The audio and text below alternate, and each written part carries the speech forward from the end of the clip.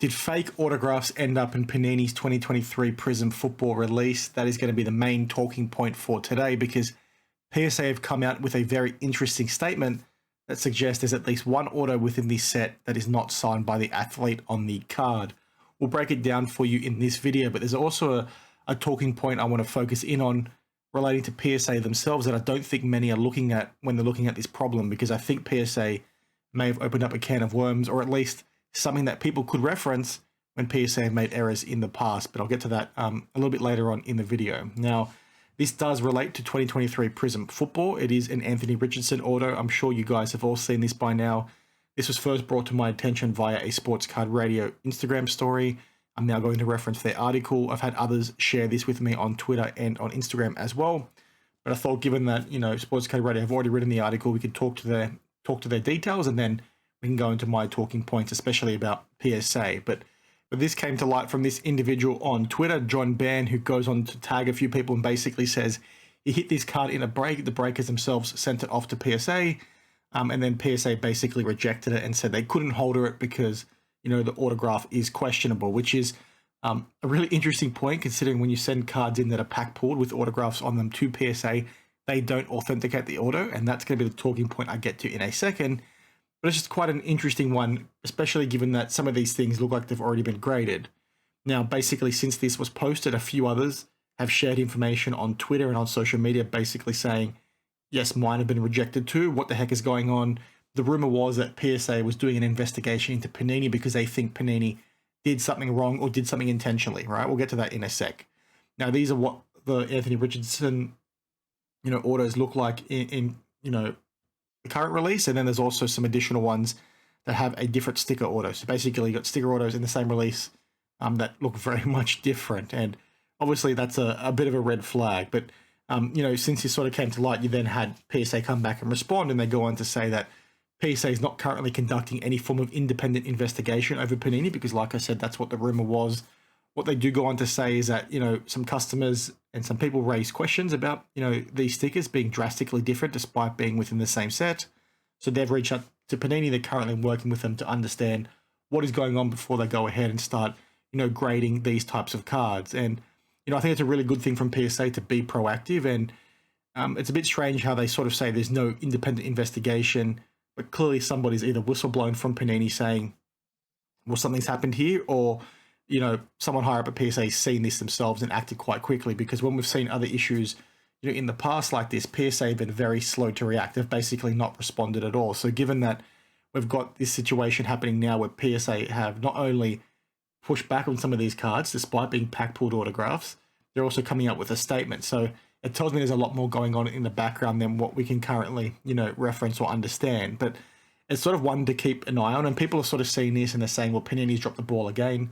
You know, as we've talked to in recent months, countless times for Panini and Topps, these guys don't oversee, you know, the signing sessions for, you know, every single player. They use third parties, and that's how you get mistakes like this. If in fact this was not signed by him, this is how you get mistakes like this, where the person overseeing it doesn't oversee it, or they get somebody else to sign the stickers on behalf of the player, then they submit them, right? There's no real, you know, confidence behind these guarantees when third parties are being used. So whilst you can point the finger at Panini, the same finger should be going back to Topps, right? This is not fanboyism or anything like that, because the mistakes happen on both sides. And as I've talked to this in the past as well, there are a lot of things that these guys could be doing to you know, make sure that this crap doesn't happen, right? Let's assume that this sticker auto is incorrect, because this one we've seen on, you know, other things the guy has signed in the past. So let's assume, like I said, this one's incorrect. You know, one of the things I've suggested in the past is that the people sticking the sticker autos on the player's card should have some kind of internal database. You know, they work with Panini. Panini has something that shows this is what Anthony Richardson's sticker auto looks like, or this is what his auto looks like. Before you stick it on the card, you have this thing you're referencing. Okay, this thing doesn't match, right? Because all these other autos look like this. Why does this one look like this? I'm not going to stick it on the card, or I'm going to go talk to my supervisor kind of thing, right? Something like that would go a long way, but clearly it's not there because you see this kind of crap happen. So it's definitely a watch this space kind of thing.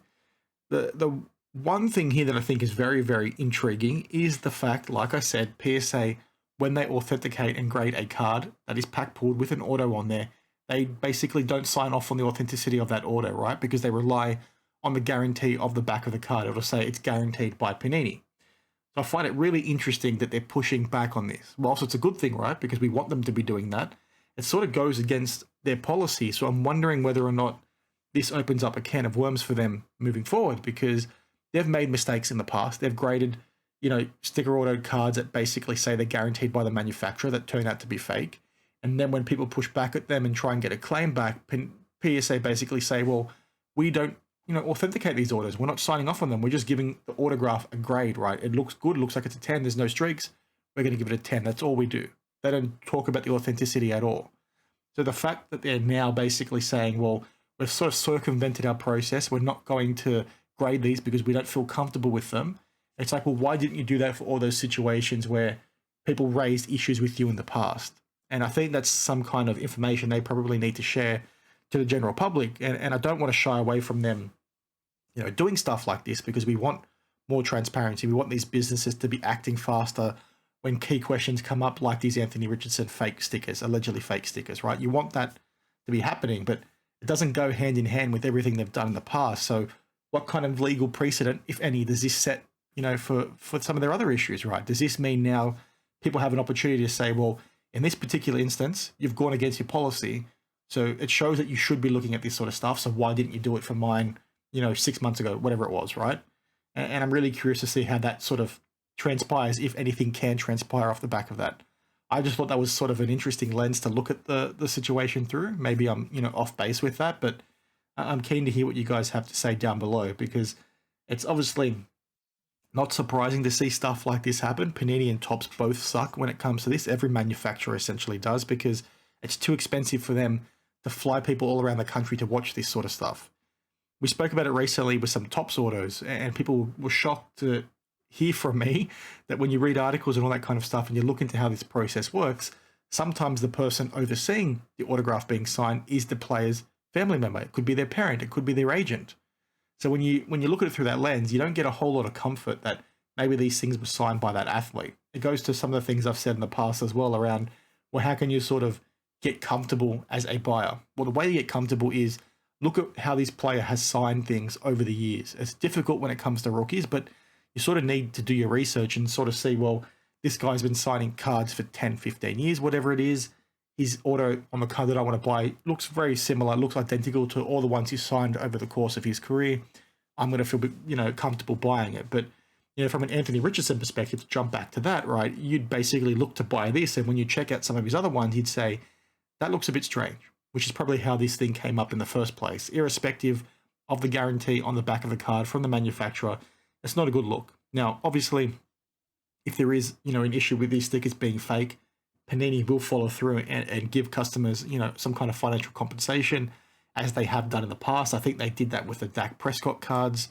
I think they got people replacements of them with his genuine autos, if I remember correctly. I could be wrong, though.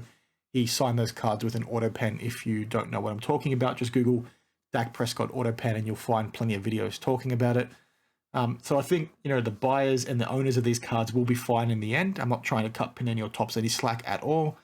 But I don't think too many people will be burned, other than maybe people trying to flip it in the interim to make a profit, which does suck. But, it sort of is what it is. And it's just one of those things where, I'm sick of being surprised when it comes to Topps and Panini make these mistakes, because it happens all the time, right? It happens all the bloody time, and it's one they need to be doing a lot better of. And Michael Rubin, looking at Topps even themselves making these kinds of mistakes, need to be having a serious conversation internally about how they could make it better. And that suggestion I gave, about having a reference in the database or something, is a huge step in the right direction. And if these companies are already doing that, well, then we should be asking them, well, how the hell does this kind of crap keep happening? So, share your thoughts down below. Let me know what you think about the whole Anthony Richardson situation. And then also let me know what you think about my lens regarding PSA and them, opening a can of worms and putting their foot in it and basically tattling on themselves, because I think there could be some opportunity there to push back on them. At least in my opinion, it looks a bit strange. Looks a bit like double standards. It looks like they're circumventing their policy, and it doesn't look like that is a fair way to go about things. So like always, share your thoughts, and I'll see you guys in the next one. Cheers.